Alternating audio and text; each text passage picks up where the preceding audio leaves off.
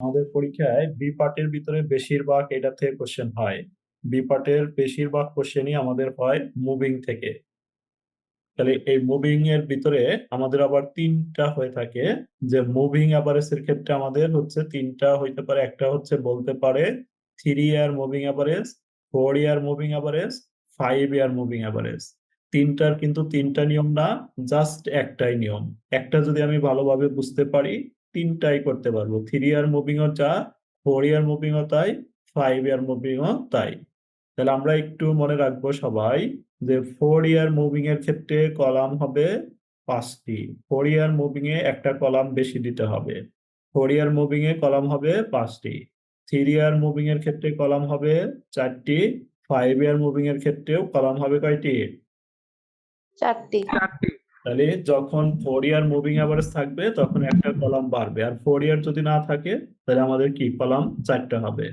তাহলে আমরা 3 ইয়ারটা শিখি। 3 ইয়ার যেভাবে হবে 4 ইয়ার একইভাবে হবে, 5 ইয়ারও একইভাবে হবে।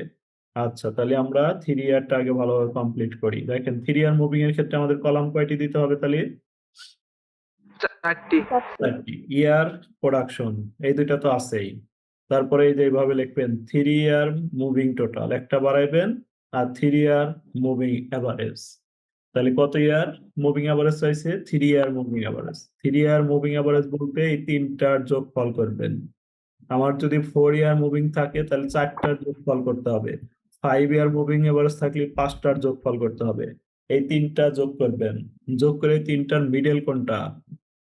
এই তিনটার হচ্ছে 75। এই 75-এর ঘরে বসা দেন। এই কত হয়? যোগফলটা কত হয় একটু যোগ করেন। 70, 75, 90 কত হয়? 235। 235। আচ্ছা, তাহলে মুভিং এভারেজ হচ্ছে কি? মুভিং এভারেজে একটু ক্যারেক্টার লুজ আছে। মুভিং এভারেজের হচ্ছে চরিত্র খারাপ। তাহলে চরিত্র খারাপ কিভাবে মুভিং এভারেজের? যে অনেকে দেখবেন অনেকগুলো রিলেশন করে। এই মুভিং এভারেজ তাই, একটা রিলেশন আগে একটা রিলেশন ছিল ওইটাকে ছেড়ে দিয়ে নতুন ভাবে আর একটা রিলেশন করার চিন্তা ভাবনা করবে। মুভিং এভারেজ এটা হচ্ছে ক্যারেক্টার লুজ অঙ্ক। তাহলে এই মানুষের মধ্যে যেমন ক্যারেক্টার লুজ আছে, অঙ্কের ক্ষেত্রেও ক্যারেক্টার লুজ আছে। তাহলে আমাদের কি করতে হবে? এই যে পরেরটা যা, এই 70টা বাদ দিবেন। 70 বাদ দিয়ে আবার নিচে থেকে আর একটা নতুন করে অ্যাড করবেন, এই তিনটা। তাহলে একটা করে এভাবে যে পর্যন্ত যাবে, উপর থেকে একটা করে বাদ যাবে, নিচে থেকে একটা করে অ্যাড হবে। তাহলে এবার এই তিনটার মিডল পয়েন্ট কত? তিনটার মিডল পয়েন্ট কি 90 না? জি স্যার। 90 কত? 263। আচ্ছা, তারপরে আবার আমরা আসবো, আবার কি করবো বলেন তো? এখন আমরা কি করব? এখন আমরা এই 75-কে বাদ দিব। 75-কে বাদ দিয়ে 90 থেকে নিচে তিনটা ধরবো। তাহলে এই তিনটা ধরবো। তাহলে এই তিনটার মিডল হচ্ছে আমাদের 98। তাহলে কত হয়? 273। তারপরে কি কাজ হবে বলেন? এরপরের কাজ হচ্ছে আমরা এই 90-কে বাদ দিব। 90-কে বাদ দিয়ে 98 থেকে আবার নিব। 98, 85, 91 এই তিনটা নিব। তাহলে এই তিনটার মিডল হচ্ছে 85। কত হয়? 274। এরপরে লাস্ট কি হবে বলেন? বুঝতে পারলে 95 বাদ দিব, 85, 91, 100 যোগ দিব। তাহলে 98টা আর হবে না, 3 মুভিং বলেছে, তিনটাই হবে। 98টা বাদ দিয়ে এই যে তিনটা হবে, এই তিনটা যোগ করে পয়সা দিলাম। কত হবে এই তিনটা যোগ করে? 276। তারপরে দেখেন এখন যদি আমি আরেকটা বাদ দিই, আর কি আমার স্কোপ আছে সামনে? এখন এটা বাদ দিলে আর তিনটা হবে না।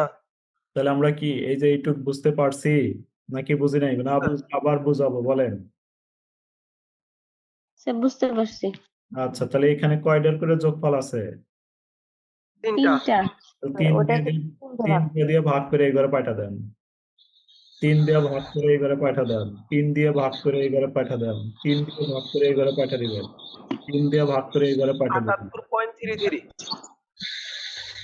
আচ্ছা, একজন বলেন, প্রত্যেকের বলার দরকার নাই, সবাই ক্যালকুলেশন করে রাখেন, যদি ভুল হয় তাহলে লক ধরবেন।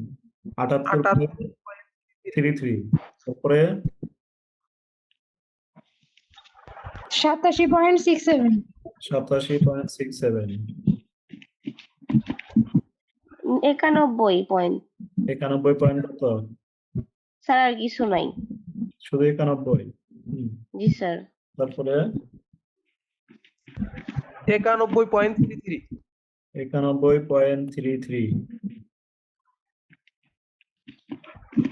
92 92 শেষ। এটাই হচ্ছে আমাদের 3 ইয়ার মুভিং অ্যাভারেজ। দেখেন, কারোর সমস্যা হলে এখনো বলতে পারেন, আবার আমি বলতেছি, যদি কারোর সমস্যা হয় আবার বুঝিয়ে দিব। বলেন, কারোর সমস্যা আছে কিনা? বুঝছি স্যার। আচ্ছা, এবার স্যার সমস্যা নাই।